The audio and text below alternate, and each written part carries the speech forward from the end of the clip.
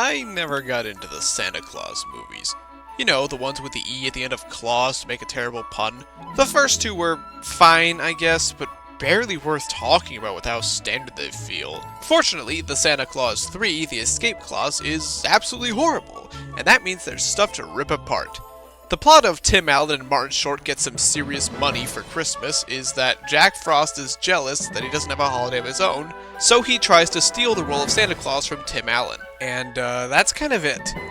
They don't spend nearly as much time on the ramifications of Tim Allen's character never becoming Santa as you'd think. No, they instead focus on this movie's favorite activity, being a painfully unfunny comedy. I already think the first two weren't all that funny, but oh my god, the number of pure groaners the Escape Clause contains would have broken my brain if the rest of the entries on this list haven't already done that. Way too many of them have long-ass pauses after them, like there's supposed to be a laugh track, but because nobody's laughing, they just look awkward as hell. I get that being stupidly unfunny doesn't sound as bad as the last three spectacular trashter pieces, but when your movie's a comedy, my enjoyment is going to hinge on the humor, and since I can't think of even one joke that made me laugh, I feel like that justifies me disliking the Escape Clause more than crap like the Star Wars Holiday Special. Nobody looks like they want to be there, and as a result, nobody looks invested. Except for Jack Frost, who's maybe a little too happy to be there.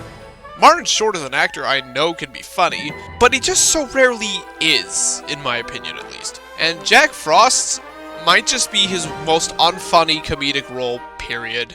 Also, am I the only one who thinks he kinda looks like Virgil from Devil May Cry if he were made of plastic? This movie's dropping one whole spot just for making me compare Virgil to Martin Short's Jack Frost. I will say though, compared to the rest of the garbage on this list, The Escape Clause is probably the most competently made film on here.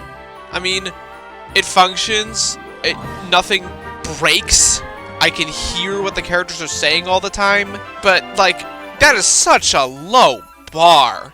And considering this is a movie that ends with Jack Frost being redeemed with a hug from a little girl, that is just sad.